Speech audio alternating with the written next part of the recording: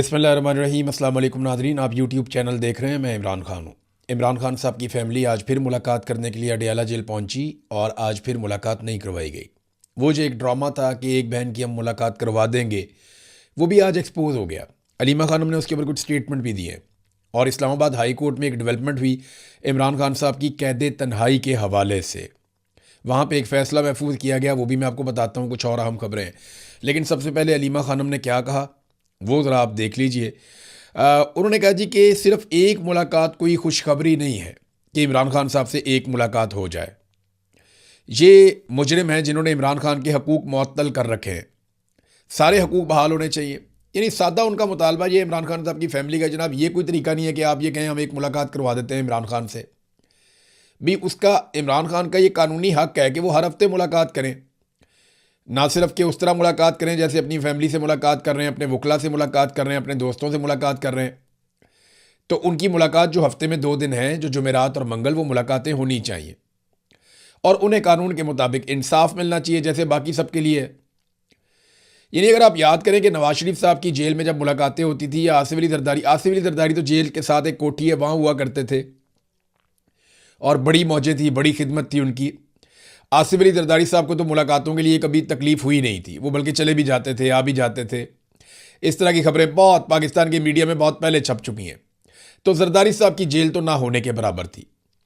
हाँ, नवाज शरीफ साहब को जेल में रखा गया था जब इमरान खान साहब इलेक्शन जीते, उससे पहले मियाँ साहब वापस आए और इलेक्शन लड़ने के लिए उन्होंने गिरफ्तारी दी ताकि वोट उन्हें पड़े। तो वोट उन्हें फिर भी नहीं पड़े, लेकिन मियाँ साहब बाद में डील करके पाकिस्तान से निकल गए। मिलिट्री एस्टेब्लिशमेंट से उन्होंने डील की, बीमारी का बहाना बनाया और पाकिस्तान से बाहर चले गए। लेकिन जितना अरसा मियाँ साहब जेल में रहे, आपको पता है कि फ़ी दिन मियाँ साहब की कितनी मुलाकातें थी? 22 मुलाकातें फ़ी दिन। जब हमने मुलाकातों को दिनों के ऊपर डिवाइड किया तो पता चला कि नवाज शरीफ रोज़ाना की बुनियाद पर 22 मुलाकातें करते हैं। एक एक दिन में मियाँ साहब 100 लोगों से भी मिले हैं। यानी सहाफ़ी जब मियाँ साहब को मिलने के लिए जाते थे तो 15-15 कॉलम निगार और सहाफ़ी अंदर जाते थे। एक बड़ी कुर्सी लगती थी सोफ़ा नमा, जिस पे मियाँ नवाज शरीफ साहब बैठते थे। एक लंबी ऐसे कतार लगती थी दाएं तरफ, एक कतार लगती थी बाएं तरफ, और दोनों कतारों पे पाकिस्तान के जय्यद सहाफ़ी बिठाए जाते थे। फिर मियाँ साहब उनके साथ बड़ा लंबा एक सेशन करते थे बातचीत का, और ये एक मरतबा नहीं, कई मरतबा हुआ। इसी तरह मियाँ साहब की फैमिली मियाँ साहब के साथ ही मौजूद रहती थी। मियाँ साहब के अपने ज़ाती मुलाजमीन वो सबसे पहले सुबह अंदर चले जाते थे और वो मियाँ साहब के साथ साथ खिदमत गुजारों की तरह मौजूद रहते थे हर जगह पे। ये थी मियाँ नवाज शरीफ साहब की जेल। इमरान खान साहब की जेल जो है वो वैसी नहीं हो सकती, तो कम से कम जो कानूनी तौर पर उनको सहूलियत हासिल है वो उन्हें मिलनी चाहिए। अब यही बात उनकी फैमिली कर रही है कि ये क्या बात हुई कि आप एक बहन की एक मुलाकात करवा देंगे, वो बहन बाहर आएगी, वो कहेगी मेरे भाई की ये सूरत हाल है, बाद में बहाना बनाएगी जी इस बहन ने बाहर आके इमरान खान की सूरत हाल बताई, लिहाजा अब हम मुलाकातें ही बंद कर रहे हैं। तो नौरीन न्याजी उन्होंने कहा जी आई हुई हैं, मुलाकात के लिए इंतज़ार कर रही हैं। बल्कि वहाँ पर जो पुलिस मौजूद थी उनको बताया भी कि ठीक है जी जाएँ मुलाकात करवाएं नौरीन न्याजी की, जैसा कि वादा किया गया था। तो फिर मुलाकात नहीं करवाई गई। अच्छा, इसमें जो है ना वो अलीमा खानम ने कहा कि मुलाकात के हवाले से कन्फ्यूजन पैदा हुई। 19 मई को जब हमारे साथ मेंबरान पार्लियामेंट के काफिले को 26 नंबर पर रोका गया तो वहाँ मोहसिन नकवी बार बार राब्ता कर रहा था कि आज आप ये ख़त्म कर दें, हम मुलाकात करवा देंगे। इसके जवाब में मेरा मौक़िफ़ ये था कि ये मुलाकात नहीं करवाएंगे, ये झूठ बोल रहे हैं। फिर कहा गया नौरीन न्याजी जेल सुपरिटेंडेंट को दरख्वास्त दें तो मुलाकात हो जाएगी। उन्होंने कहा हमारे पास तो अदालत का ऑर्डर है, दरख्वास्त की क्या ज़रूरत है, आप हमारी मुलाकात करवाएं।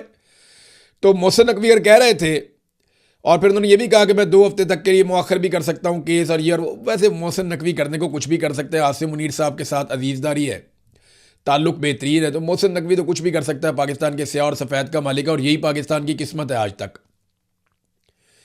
कि मिलिट्री एस्टेब्लिशमेंट का सिक्का चलता है और उनके आसपास जो लोग हैं वो दिनों में कहाँ से कहाँ पहुँच जाते हैं। वरना मोहसिन नकवी के लेवल के, बल्कि इससे बहुत बेहतर लेवल के आदमी पाकिस्तान में पूछता ही कोई नहीं है। लेकिन यहाँ क्योंकि रिश्तेदारी है आर्मी चीफ के साथ, ताल्लुकदारी है आर्मी चीफ के साथ, और एक लंबा रिलेशन है, तो उसकी बुनियाद के ऊपर आप देखें ना, चेयरमैन पीसीबी बन गया, निगरान वज़ीर आला बन गया, 1 साल वो भी रहा, फिर वज़ीर दाखिला भी बन गया, अब डिफेक्टो वज़ीर खारजा भी बना हुआ है।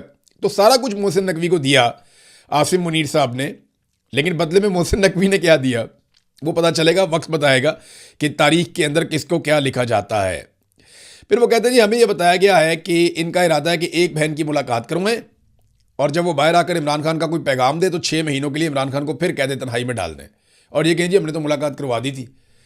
जनाब इमरान खान साहब को उनके आईनी और कानूनी हकूक मिलने चाहिए और जिद्दोजहद इस बात के लिए होनी चाहिए, उनको डॉक्टरों तक रसाई होनी चाहिए, उनके अपने डॉक्टर जाएँ जाके इमरान खान को चेक करें और बाकायदा उनका ठीक तरीके से इलाज करवाया जाए। वो साबिक वज़ीर आज़म है पाकिस्तान के।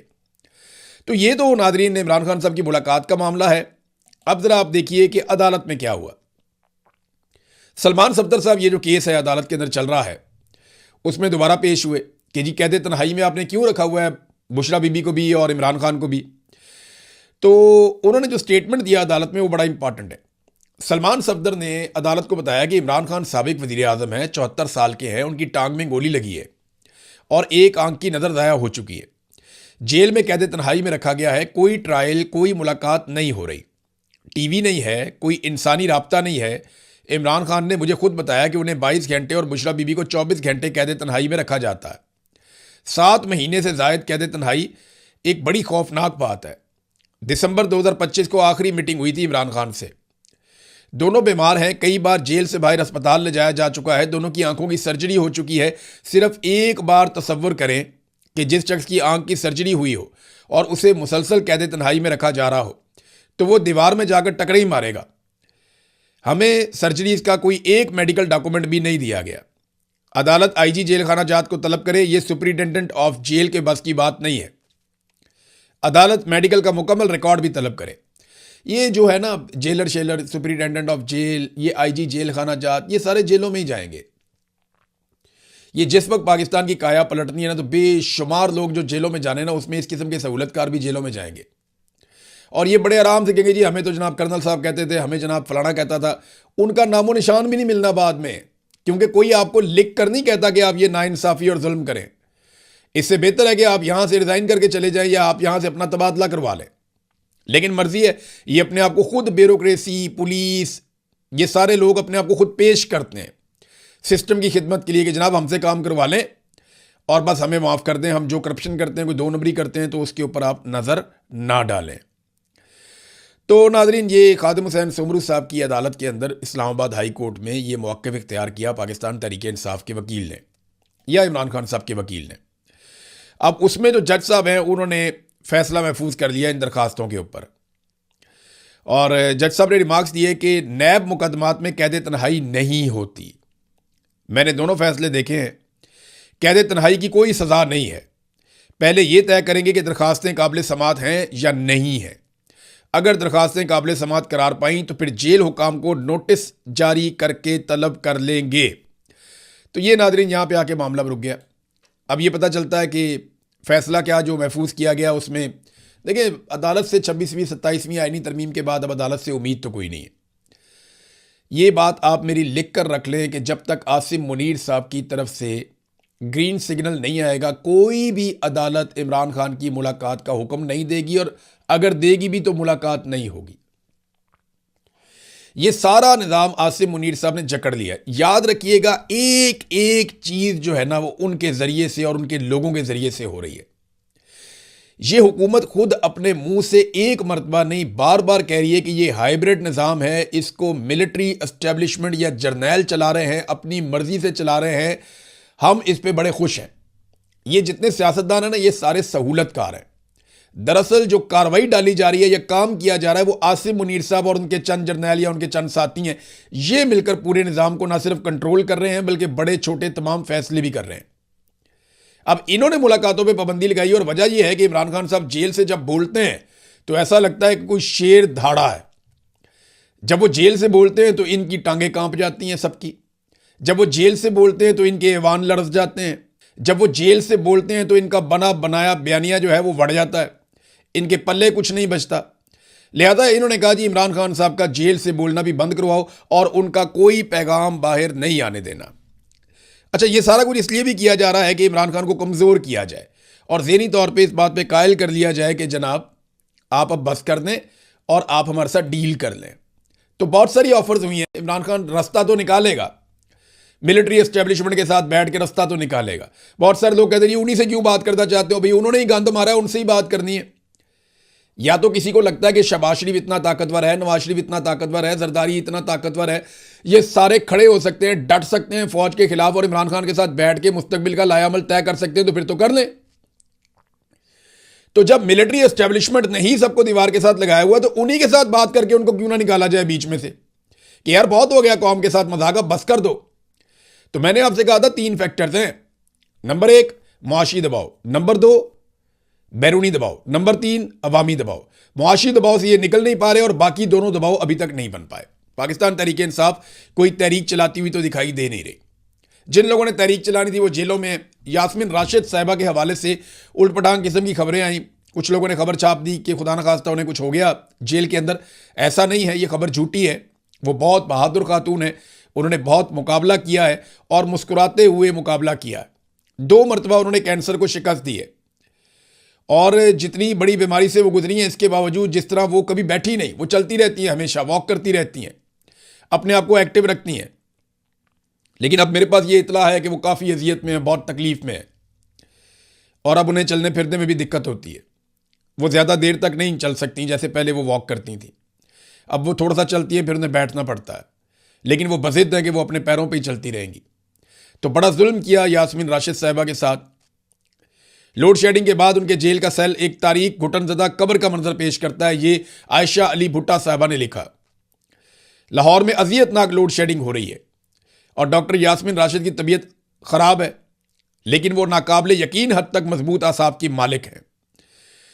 झूठा प्रोपेगेंडा उनके बारे में किया जाता है, लेकिन सच्ची बात यह है कि वो बहुत बहादुर खातून है।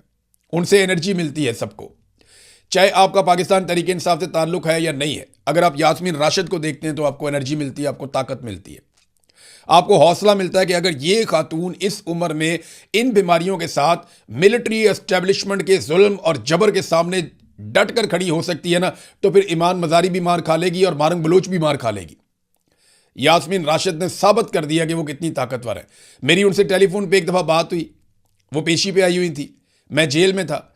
तो उन्होंने जिस अंदाज में मेरे साथ बात की, मुझे 1-2 दिन महसूस हुआ कि यार क्या बात है इनकी। मैं वही सोचता रहा बैठ के जेल में कि कितनी मजबूत खातून है। यानी जो खुद गिरफ्तार हैं, जिनको पकड़ा हुआ है, वो किस तरह बाकी लोगों को हिम्मत और हौसला दे सकती हैं। बहुत ज़बरदस्त खातून है। अल्लाह ताला उनके लिए आसानी पैदा फरमाए, अल्लाह ताला उन्हें लंबी ज़िंदगी अता फरमाए और अल्लाह ताला उनको दिखाए वो फ़तह जिसके लिए वो लड़ रही हैं। तो नाज़रीन, ये यास्मीन राशिद साहिबा की सूरत हाल है। अफसोसनाक बात है, काफ़ी बीमार है, लेकिन निज़ाम को किसी किस्म का कोई एहसास नहीं है। पाकिस्तान तहरीक इंसाफ के दौर में बहुत तनकीद होती थी नाज़रीन। हमारे बहुत सारे सहाफ़ी, बहुत सारे लोग जो हैं दानिश्वर, वो लापता अफराद इस पर बहुत बात करते थे। लेकिन आप देखें आजकल लापता अफराद पहले से बहुत ज़्यादा हैं, लेकिन कोई बात नहीं करता। आजकल तो सियासतदानों को लापता कर दिया जाता है, जाने माने लोगों को लापता कर दिया जाता है, सहाफ़ियों को, शायरों को लापता कर दिया जाता है, वकला को लापता कर दिया जाता है, लेकिन कोई नाम लेने के लिए तैयार ही नहीं है। आजकल कोई लापता अफराद की बात ही नहीं करता। तो असद कैसर साहब ने बताया कि अपने दौरे हुकूमत में इमरान खान साहब ने 400 लापता अफराद को बाजियाब करवाया था और ये बात उन्होंने कोयटा के अंदर बैठकर कही। अब बताएं ना, इमरान खान साहब का जो दौरे हुकूमत है वो शहबाज शरीफ से तो बहुत छोटा है। वो 3.5 साल रहे हैं, इनको तकरीबन 4.5 साल होने वाले हैं। तो शहबाज शरीफ ने अपने दौरे हुकूमत में किसको बाजियाब करवाया? किसी को भी बाजियाब नहीं करवाया। जबकि इमरान खान साहब के दौरे हुकूमत में 400 लापता अफराद को बाजियाब करवाया गया। ये असद कैसर साहब ने और जुनैद अकबर साहब ने बैठकर इसके ऊपर स्टेटमेंट दिया और ये इंकशाफ किया है। लेकिन उस वक्त सब रोला डालते थे। आज पता है पाकिस्तान में जमहूरियत की सूरत हाल क्या है, आज़ादी की सूरत हाल क्या है? 2 लोग होटल पे बैठे हुए थे रहीम खान में, रहीम खान पंजाब, मरियम नवाज जहाँ टिकटॉकर हुकूमत कर रही है, जाली हुकूमत। तो रहीम खान में 2 लोग बैठे हुए थे होटल पे, वो हुकूमत की बुराइयां कर रहे थे। पुलिस लेगी उठा के ले जाके पर्चा डाल दिया उनके ऊपर कि जनाब ये जो 2 लोग हैं ये सरकार के खिलाफ गुफ्तगू कर रहे हैं, हुकूमती लोगों के खिलाफ गुफ्तगू कर रहे हैं और जो गुफ्तगू कर रहे हैं वो नाजेबा गुफ्तगू है, लिहाजा जनाब बंदा उठाया, गिरफ्तार कर लिया। कि अवामुन्नास जो है वो काफ़ी गमो गुस्से में है। अवामुन्नास जितनी गमो गुस्से में तुम लोग सोच भी नहीं सकते। ज़रा अवाम को आप इजाज़त दें कि आपके ऊपर कोई मुकदमा नहीं होगा और फिर उनके सामने माइक करें तो वो बताएंगे कि उन्हें असल में गमो गुस्सा किसके ऊपर है और किस नौइयत के वो अलकाबात से नवाजते हैं, वो भी आप देख लीजिएगा। बहरहाल पुलिस ने बंदा पकड़ा, मुकदमा दर्ज कर लिया और यही आज की सबसे बड़ी हकीकत है कि मार्शल लॉ प्लस पाकिस्तान में लगा हुआ है। मार्शल लॉ भी नहीं है, मार्शल लॉ प्लस है। और मिलिट्री एस्टेब्लिशमेंट जिनका काम पाकिस्तान की हिफाजत करना है वो किन कामों पे लगे हुए हैं। देखिए, इंडिया ने पानी बंद किया हुआ, किसी ने कुछ किया? पहले एक स्टेटमेंट मुसद्दक मलिक से दिलवाया गया, अब एक स्टेटमेंट बिलावल से और एक स्टेटमेंट इंफॉर्मेशन मिनिस्टर से दिलवा दिया गया। वजह क्या है? ताकि जो DGISPR का स्टेटमेंट है ना, तुम हमारा पानी बंद कर दोगे, हम तुम्हारी सांस बंद कर देंगे, वो वाला जो स्टेटमेंट है ना, उसको टोन डाउन करना है। तो उसके मुकाबले में बिलावल का स्टेटमेंट आ रहा है, मुसद्दिक का स्टेटमेंट आ रहा है, तारड़ का स्टेटमेंट आ रहा है, ताकि वो जो DGISPR को बार बार लोग याद दिलाते हैं ना, याद दिलाना चाहिए। जरा ये देखें, आप दोबारा सुने, आपके DGISPR ने क्या कहा था, जब इंडिया पाकिस्तान का पानी बंद करेगा तो वो क्या करेंगे, सुने। हिंदुस्तान का मोदी कहता है कि हम तुम्हारा पानी बंद कर देंगे, तुम हमारा पानी बंद कर दोगे, हम तुम्हारा सांस बंद कर देंगे। तो नाज़रीन, आपने सुना, तुम हमारा पानी बंद कर दोगे, हम तुम्हारा सांस बंद कर देंगे। तो कर दो बंद भाई। उन्होंने पानी बंद कर दिया है। राणा सनाउल्लाह ने भी गवाही दे दी है, बिलावल ने भी गवाही दे दी है, मुसद्दिक ने भी गवाही दे दी है, तारड़ ने भी गवाही दे दी है। इंडिया से पानी खुलवाएं, आपके बड़े ताल्लुकात है दुनिया में। आप बोर्ड ऑफ पीस में बैठ गए, ट्रंप के कहने के ऊपर जाके नेतन्याहू के साथ आपने ज्वाइनिंग दे दी, आप उसके साथ जाकर बैठ गए। आपने अमन के नोबेल इनाम के लिए डोनाल्ड ट्रंप जैसे बंदे को आपने नामजद कर दिया, जिसने मेनाब में 168 बच्चियों का कत्लेआम किया। आपने ट्रंप के बयान के बाद अफगानिस्तान के ऊपर हमले कर दिए। आपने अमेरिका की हर सतह पे सहूलतकारी की। अब इतने ताल्लुकात बनाए तो थोड़े से पाकिस्तान के लिए भी इस्तेमाल कर दें कि अपनी हुकूमत बनाने के लिए आपने इस्तेमाल करने और बचाने के लिए इस्तेमाल करने, या सारे ताल्लुकात इमरान खान से बचने के लिए आपने इस्तेमाल करने हो, पाकिस्तान को बचाने के लिए, पाकिस्तान का पानी बचाने के लिए भी थोड़ा सा ताल्लुक इस्तेमाल कर लें। जो आपने बनाए हैं डोनाल्ड ट्रंप के साथ, बोले उनको इंडिया से पानी खुलवा कर दें, बातचीत करें इंडिया के साथ बैठ के। मैं जंग करने की तो बात ही नहीं कर रहा, वो तो सूट ही नहीं करती, ना इंडिया को सूट करती है ना पाकिस्तान को सूट करती है। मैं हमेशा से जंग का मुखालिफ हूं। मैं कभी नहीं चाहता कि पाकिस्तान और इंडिया की जंग हो, हमेशा से मैं इसका मुखालिफ हूं। मैं चाहता हूं दोनों मुल्कों के अवाम करीब बैठ के बातचीत करें। और ये जो फौज के ऊपर अरबों खरबों रुपया खर्च कर रहे हैं, एक पागलपन का शिकार है, हथियार पे हथियार, हथियार पे हथियार, वो भी बनाते जा रहे हैं, हम भी बनाते जा रहे हैं। इन खर्चों को कम करके अवाम की फलाह बहबूद के ऊपर लगाएं। देखें यूरोप कहां से कहां चला गया, अमेरिका, बरतानिया, दुनिया कहां से कहां जा रही है। उन्होंने अपनी इकोनॉमीज खड़ी की हैं। हम जनाब अपने सिर्फ एक एक इदारे को खड़ा कर रहे हैं जनाब, पैसा वहां खर्च करते जाओ करते जाओ करते जाओ। तो दिफा बहुत जरूरी है, लेकिन बाकी चीजें भी जरूरी हैं। तो इंडिया के साथ बातचीत करें, जंग के बजाय अमन के साथ बैठें, टेबल के ऊपर लॉजिकली बात करें, उन्हें कायल करें, उनके ऊपर दबाव आप बढ़ा सकते हैं, उनके ऊपर दुनिया भर से आप उनके ऊपर दबाव बढ़ा सकते हैं। लेकिन यहां आवाज उठाने को तैयारी कोई नहीं है, बात करने को तैयारी कोई नहीं है। सारा इन्फ्लुएंस इस्तेमाल करना है जनाब। इमरान खान को जेल में कब तक रखा जा सकता है? इंडिया ने पाकिस्तान का पानी रोक लिया, उसके ऊपर कोई कुछ करता ही नहीं है, कर ही नहीं रहा। नाजरीन, जो बजट बनाया ना जिन लोगों ने, अब ये बजट का क्योंकि महीना था तो जाते जाते आपको खबर दे दें, आज 30 तारीख है, आखिरी तारीख इस महीने की। तो जिन लोगों ने बजट बनाया था ना, उन्हें 6-6 तनख्वाहें दे दी गई वफाकी हुकूमत की जानिब से। और पंजाब में भी जिन महकमों ने बजट बनाया, महकमा कानून, पंजाब असम्बली का महकमा, बजट साजी के अंदर जो जो शामिल है, मुतल्लिका महकमे, अब 90 इशारा कायदे आज़म जहाँ मरीम नवाज का दफ्तर है, इन सारों के लिए भी 4 माह की आज़ादी तनख्वाह का ऐलान कर दिया गया। क्यों? ये लोग पहले बगैर तनख्वाह के काम कर रहे थे, या इन्होंने बजट बनाने के दौरान कोई ऐसा काम किया जो इनको नहीं करना था? भाई ये तनख्वाह लेते हैं, अपना काम करते। मैं देखें, ये गरीब मुलाजमीन है, मैं नहीं चाहता कि मैं इनके बारे में कोई ऐसी बात करूं, लेकिन आप समझे जो बाकी हैं उनका क्या कसूर है? भाई ये जो काम कर रहे थे उसकी तनख्वाह ले रहे थे ना, इन्होंने तनख्वाह ली, अपना काम किया। अगर बहुत अच्छा काम किया, आप इनको बोनस दे सकते हैं, आधा एक बोनस दे सकते हैं, फिर आप पूरे सूबे को दें ना, पूरे मुल्क के सरकारी मुलाजमीन को आप दें, ताकि सरकारी मुलाजमीन जो है उनके साथ एक जैसा सलूक हो। बाकी महकमों में भी लोग काम कर रहे हैं, पुलिस में भी काम कर रहे हैं, डाकखाने में भी काम कर रहे हैं, अस्पतालों में भी काम कर रहे हैं, सफाई सुथराई का भी काम कर रहे हैं, हाउसिंग में भी काम कर रहे हैं, जंगलात में भी काम कर रहे हैं, वाइल्ड लाइफ में भी काम कर रहे हैं। तो बेशुमार महकमों के अंदर बेशुमार लोग काम कर रहे हैं। तो आप सिर्फ जनाब इनको 6-6 तनख्वाहें आप इजाफी क्यों दे रहे हैं? क्या कोई चोरी का सामान जाए जिसको आपने इधर से उधर करवाया इनसे? कोई 2 नंबरी करवाई है आपने इनसे? ये तो बादशाहत वाला एटीट्यूड है और ये सूट नहीं करता। यानी ये तनख्वाह लेकर एक आदमी काम करे, इनकी तनख्वाहें जो है 6-6 तनख्वाहें हम इनको ज्यादा दे रहे हैं। क्यों दे रहे हैं? मैं इसकी मुखालफत इसलिए भी नहीं कर सकता ज्यादा कि गरीब मुलाजमीन है बेचारे, लेकिन मेरा ये मानना है कि बाकियों का क्या कसूर है? भाई अगर आप बहुत ही राजी हो गए, आपको लगता है इन्होंने बहुत अच्छा काम किया है, तो आप सबको एक बोनस देते हैं या सबको कुछ ना कुछ आप दें। लेकिन आप एक जगह पे 6 माह की तनख्वाहें दें और बाकी लोग जो हैं वो सिर्फ वो खबर पढ़े बैठ के। तो ये नामुनासिब है। नाज़रीन, दोहा कतर के अंदर डोनाल्ड ट्रंप के दामाद और उनके खसूसी नुमाइंदे विटकोफ यानी विटकोफ पहुंच गए हैं और जैरेड कुशनर डोनाल्ड ट्रंप के दामाद वो पहुंच गए हैं। ईरान से कोई टेक्निकल वफद जाएगा मुलाकात करने के लिए, लेकिन अभी तक कुछ चीज़ें तय नहीं हुई। जैसे ही मामला आगे बढ़ता है तो मैं आपके साथ शेयर करता हूँ। अब तक के लिए इतने, अपना ख्याल रखिएगा, अपने इस चैनल का भी। अल्लाह हाफिज़।